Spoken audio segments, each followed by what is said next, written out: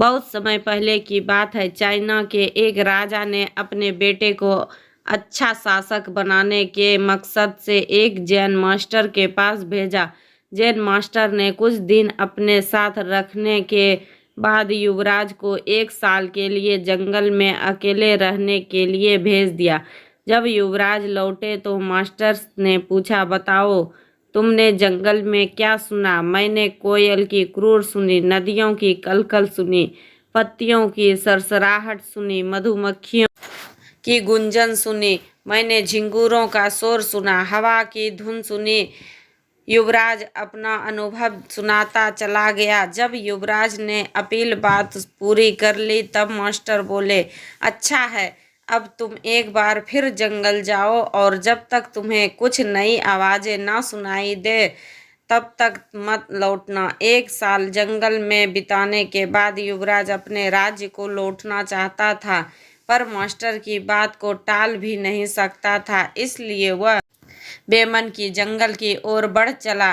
कई दिन गुजर गए पर युवराज को कोई नई आवाज सुनाई नहीं दी। वह परेशान हो उठा। उसने निश्चय किया कि अब वह हर आवाज को बड़े ध्यान से सुनेगा।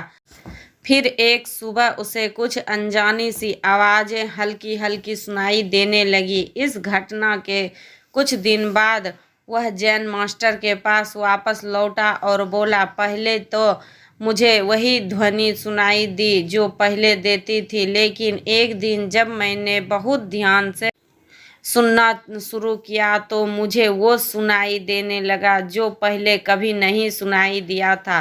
मुझे कलियों के खिलने की आवाज़ सुनाई देने लगी, मुझे धरती पर पड़ती सूर्य की किरणों, तितलियों के गीत और घास द्वारा सुबह की ओस पीने की ध्वनियाँ सुनाई देने लगी।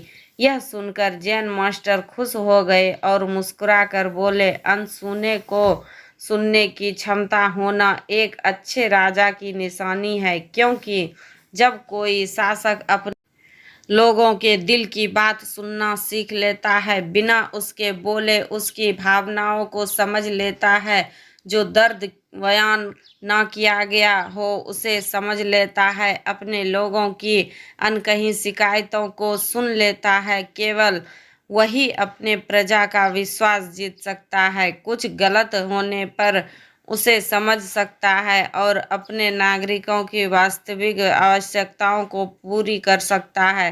दोस्तों, अगर हमें अपनी फील्ड या लीडर बनना है तो हमें भी वो सुनना सीखना चाहिए जो नहीं कहा गया है, यानी हमें उस युवराज की तरह बिल्कुल अलर्ट हो कर अपना काम करना चाहिए और अपने साथ काम करने वालों की ज़रूरतों और भावनाओं का ख्याल रखना चाहिए। तभी हम खुद को एक ट्रू लीडर की तरह स्थापित कर सकेंगे।